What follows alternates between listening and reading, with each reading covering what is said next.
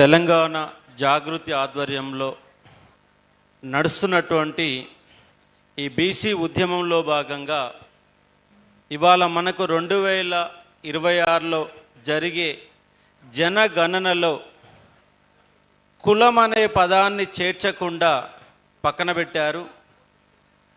BC ఉద్యమాలు ఎప్పటి సందో జరుగుతున్నాయి. అంటే ఇక్కడ సమస్య ఏంటి అంటే ఎస్సీ ఎస్టీలు అనే వాళ్లకు రాజ్యాంగబద్ధంగా వాళ్లకు రిజర్వేషన్లు ఉన్నాయి. రాజ్యాంగబద్ధంగా రిజర్వేషన్ ఉన్నాయి కాబట్టి వాళ్లకు ఉన్న రిజర్వేషన్ వరకు న్యాయం జరుగుతుంది. ఓసీల కాడ డబ్బులు ఉన్నాయి. ఓసీల కాడ డబ్బులు ఉన్నాయి కాబట్టి వాళ్ళు రాజకీయ పదవులను కొనుక్కోగలుగుతున్నారు.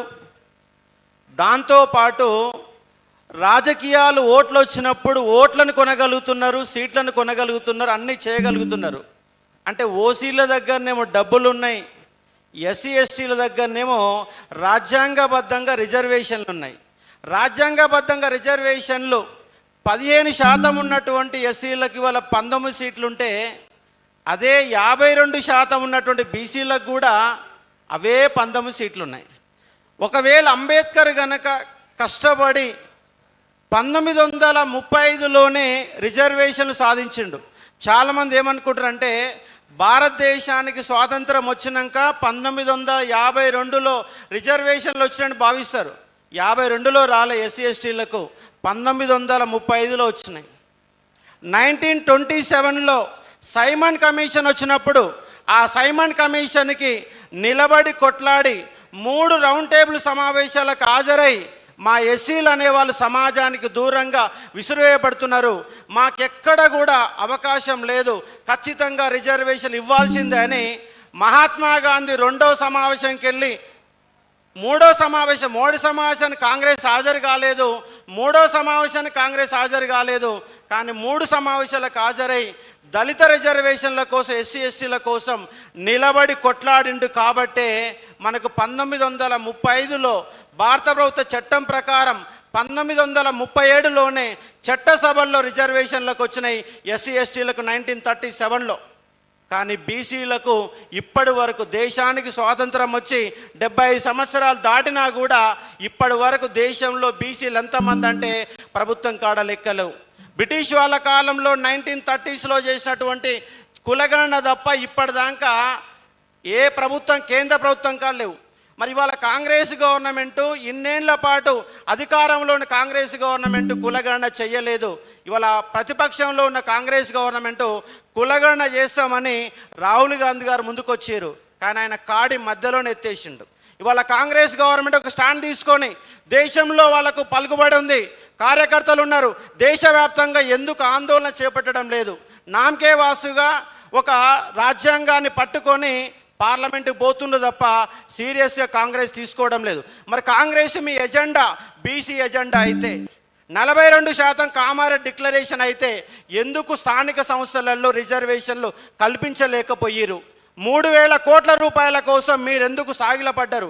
నిజంగా 2.5 లక్షల కోట్ల బడ్జెట్లో 2.5 లక్షల కోట్ల బడ్జెట్లో కేవలం 3,000 కోట్ల కోసమే మీరు స్థానిక సంస్థల ఎన్నికలు నిర్వహించారా? ఇవాళ ఎన్నికలు పోతున్నారు. ఇవాళ పట్టణ సంస్థల్లో కూడా రిజర్వేషన్ అనేది ఇవ్వడం లేదు. రేపు ఎంపీడీ జెడ్పీటీసీలు ఇస్తామని చెప్తారు, పార్టీ పరంగా ఇస్తామన్నారు. ఓడిపోయే దగ్గర మీరు రిజర్వేషన్లు ఇస్తే ఎట్లా గెలుస్తాం? మీ దగ్గర డబ్బులు ఉన్నాయి, ఓటుకు 2,000, ఓటుకు 3,000, ఓటుకు 5,000 పెట్టి మీరు కొనుక్కుంటారు. బీసీల దగ్గర డబ్బులు లేవు. అంటే ఎస్సీ ఎస్టీల దగ్గరనేమో రిజర్వేషన్లు ఉన్నాయి, ఓసీల దగ్గరనేమో డబ్బులు ఉన్నాయి. మరి బీసీల కాడ ఏమున్నాయి? బీసీల కాడ డబ్బులు లేవు, రాజ్యాంగబద్ధంగా రిజర్వేషన్ లేవు, రెండూ లేని కారణంగా ఇలా బీసీ సమాజం అనేది చాలా వెనుకబడిపోతున్నది. ఇవాళ జాగృతి, తెలంగాణ జాగృతి ఒక ఓసీ కులానికి సంబంధించి, ఒక వెలమ కులానికి సంబంధించినటువంటి కవిత ముందుకు రావడం అనేది చాలా హర్షించదగినటువంటి ఒక పరిణామం. నేనేమంటున్నంటే మీరు భవిష్యత్తులో ఇప్పుడు పార్టీ పెడతామంటున్నారు. మరి మీ పార్టీలో మా బీసీలకు 56% ఇస్తామని ఈ వేదిక ద్వారా మీరు ఒప్పుకునే ప్రయత్నం చేయాలి. ఎందుకంటే అన్ని పార్టీలు ఓట్ల కోసం అధికారంలోకి వస్తున్నాయి. మరి బీసీలకు న్యాయం చేయాలంటే ముందుగా మీరే మొదలు పెట్టండి. ఒక పార్టీగా ఒక జాగృతి అనే ఒక పార్టీగా మేము 56% ఖచ్చితంగా బీసీలకే రిజర్వేషన్లు ఖచ్చితంగా ఇచ్చి తీరుతాం. మిగిలినటువంటి ఎస్సీ ఎస్టీలకు 20% వస్తాయి.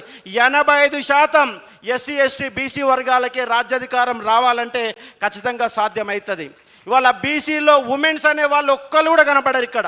ఒక్కలంటే ఒక్కరు కాదు, దాదాపు 200 మంది శాసనసభకు ఎన్నికైతే దాంట్లో బీసీ మహిళలు కేవలం 8 మంది మాత్రమే ఉన్నారు. ఇవాళ దేశంలో మహిళా నాయకురాలు ఎవ్వరు లేరు. ఒక జయలలిత, ఒక మాయావతి, ఒక పశ్చిమ బెంగాల్లో ఒక 2-3 నాయకులు మాత్రమే ముందుకొచ్చారు. ఇవాళ దేశంలో తెలంగాణ రాష్ట్రంలో ఒక బలంగా జనాన్ని ప్రభావితం చేసేటటువంటి ఒక నాయకురాలు కవిత గారు ఉన్నారు. ఎందుకంటే కవితకు మించినటువంటి మహిళా నాయకురాలు ఇంకా పెద్ద స్థాయిలో కనపడతలేరు.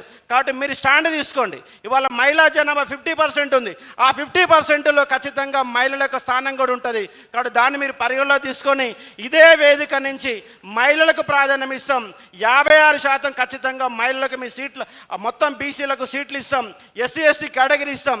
ఓసీలది కాదు మా పార్టీ, బీసీలదని ఈ వేదిక నుంచి ప్రకటించండి ఖచ్చితంగా. ఎందుకంటే వాళ్ళ కాంగ్రెస్ కానీ వాళ్ళ బీజేపీ కానీ ఏ పార్టీలు వచ్చినా కూడా బీసీలను దూరం పెట్టే ఒక ప్రయత్నం చేస్తున్నాయి. మీరు కనుక హక్కున చేర్చుకుంటే మీ పార్టీకి బలం వస్తుంది. నేను ఇవాళ నిరుద్యోగుల కోసం కొట్లాడుతున్నా. ఇవాళ ఈడబ్ల్యూఎస్ రిజర్వేషన్ ఎవ్వరు అడగకుండా 10% ఇచ్చారు. కానీ పక్క రాష్ట్రాలలో మొత్తం 100%లో 10% వేయడం. ఓపెన్ కోటాలో 10% అంటే 5% ఇవ్వాలా, కానీ 10% తీసుకున్న కారణంగా 74 మార్కులు వచ్చినటువంటి బీసీడీ ఉమెన్కు సీట్ రాలా. 74 మార్కులు వచ్చిన బీసీడీ ఉమెన్కు సీట్ రాలే. కానీ 64 మార్కులు వచ్చినటువంటి ఓసీ ఉమెన్కి ఈడబ్ల్యూఎస్ కోటాలో ఉద్యోగం వచ్చింది. 10 మార్కులు తక్కువ వచ్చినటువంటి ఉమెన్కి. అంటే బీసీలు డెవలప్లో ఉన్నారా, ఓసీలు డెవలప్లో ఉన్నారా అర్థం చేసుకోవాలి. సరే మాకు మననే వచ్చింది, ఇన్నేళ్లుగా మీ రిజర్వేషన్లకు మీ దూరం ఉన్నారు. అయినా దూరం ఉన్నప్పటికీ మీ జనాభా లెక్కలు తీయండి, మీ ఉద్యోగాలు లెక్కలు తీయండి, మీ పార్టీల లెక్కలు తీయండి, మీ ఎమ్మెల్యే లెక్కలు తీయండి. ఏ లెక్కలు తీసినా ఓసీలో అగ్రభాగంలో ఉన్నారు. రిజర్వేషన్ ఫలాలు లేకపోయినా ఇవాటి వరకు 40% రాజకీయ పదవులని, 40% ఉద్యోగాలను కొల్లగొట్టారు. ఇవాళ జరుగుతున్నటువంటి బీసీ పంచాయతీ మొత్తం కేవలం రాజకీయాల చుట్టే తిరుగుతుంది. కానీ రాజకీయాల కంటే ఎక్కువ న్యాయం జరిగేది విద్యా ఉద్యోగ రంగంలో న్యాయం జరుగుతుంది. వాళ్ళ జేఈ సీట్లు ఉన్నాయి, వాళ్ళ మెడికల్ సీట్లు ఉన్నాయి, ఇంజనీరింగ్ సీట్లు ఉన్నాయి, యూనివర్సిటీల సీట్లు ఉన్నాయి, ఉద్యోగాలు ఉన్నాయి.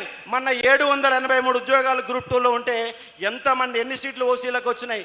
ఇవాళ మన గ్రూప్ 1లో టాప్ పోస్టులు రాష్ట్రంలో 563 ఉద్యోగాలు టాప్ పోస్టులు ఉంటే దాదాపుగా 35 నుంచి 40% ఓసీలకు వచ్చినాయి. మీ జనాభా ఉన్నది కేవలం 10%లో ఉన్నట్టు మీకు 40% ఉద్యోగాలు పొందుతున్నారు.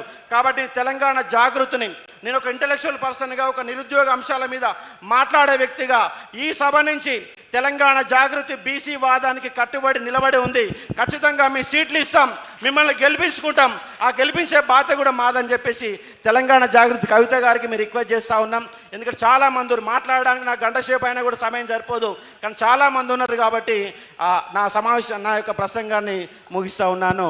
థ్యాంక్ యూ అన్న. ఇస్మాయిల్ అన్న.